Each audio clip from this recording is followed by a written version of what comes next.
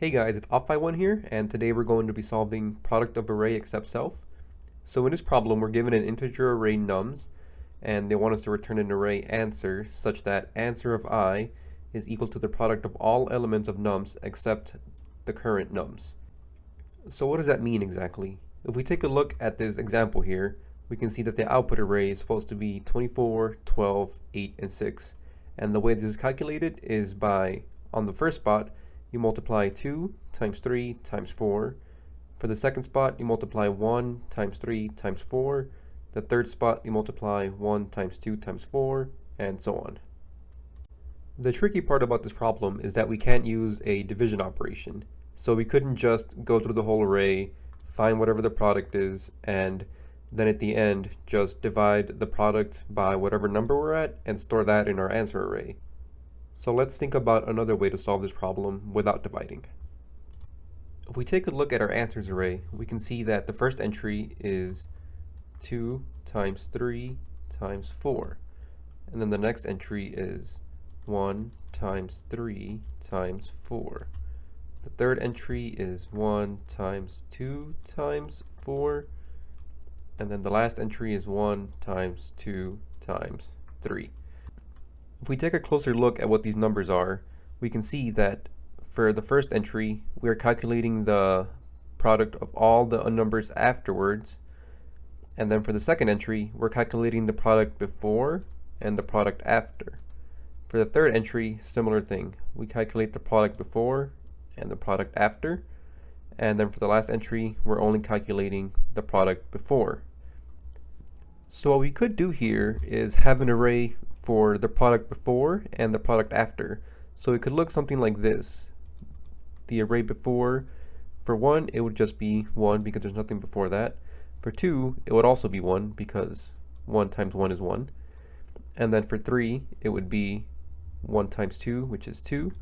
And for 4, it would be 6. And then for after, it would be 2 times 3 times 4 for the first position, and that is 24. And then for the second position, we would have 3 times 4, which would be 12. For the third position, we would have just a 4. And then for the last one, it would just be a 1 because there's nothing after the 4. And then to get this answers array, all we have to do is multiply each one of these and store them in our answers array.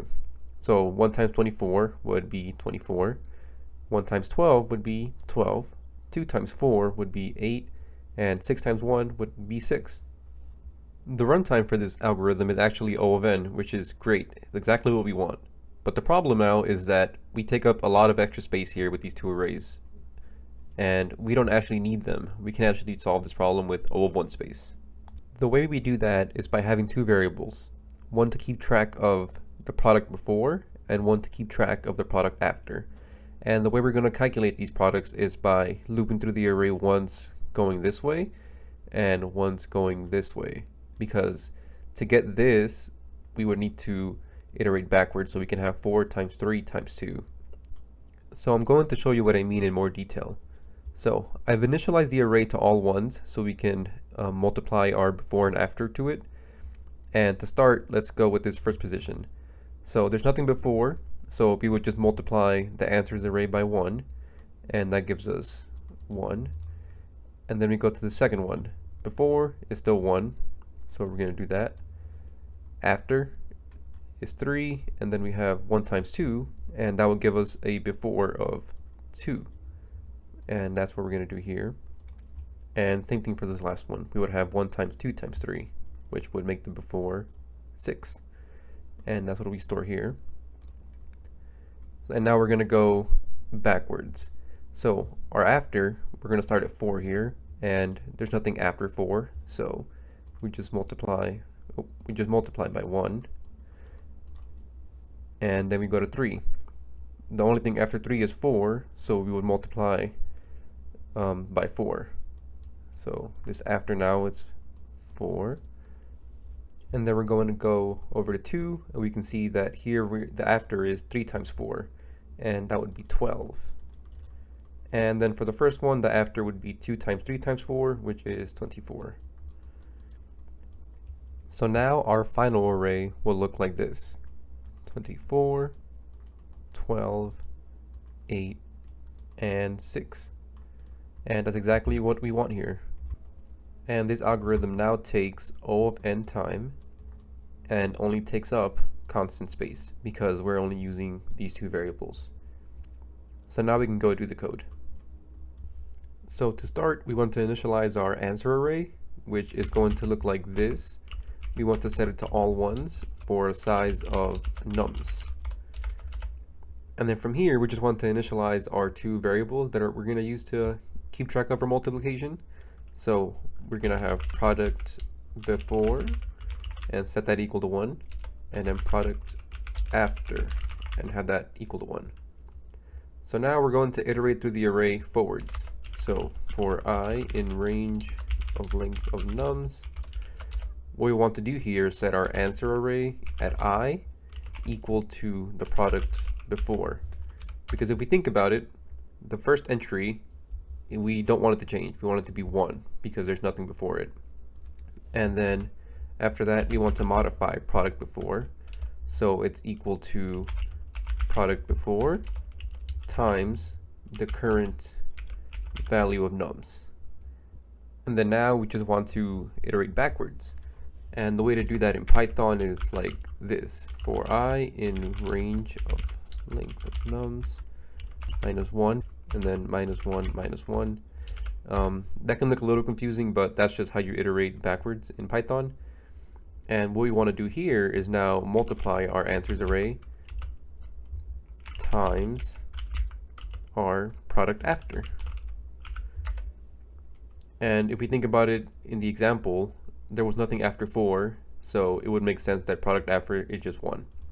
And then from there, we do the same thing we did above, where product after is multiplied with the current number we're at. And then from here, we can just return answers. And that should work. So now I'm going to manually go through the code.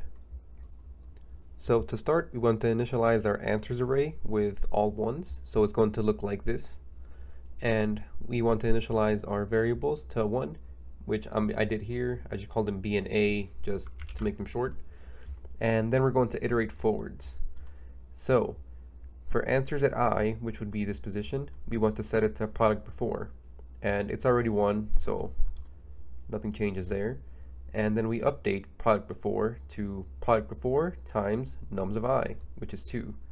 So now this is 2. And then we go to the next one. And so now answers at I is going to be set to product before, which is 2. And then product before gets multiplied by the current number, which is 3. So now it is 6. And now we go to the next iteration. So answers at I is going to be set to product before, which is 6. And then product before is going to be updated to 24.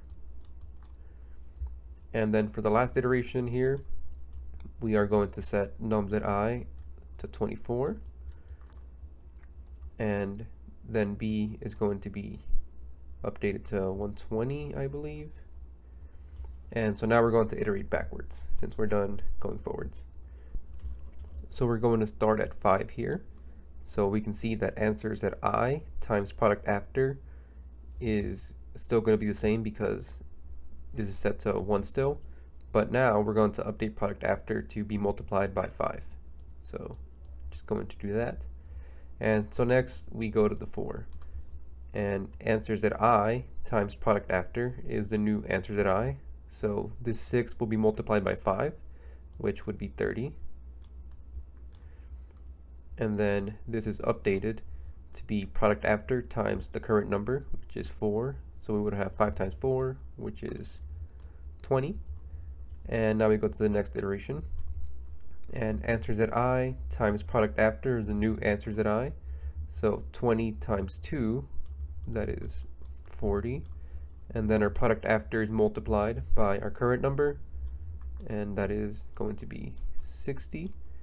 And then for our last iteration here, we are just going to update answers at I by multiplying it times the product after, which is 60, and That's our final answer.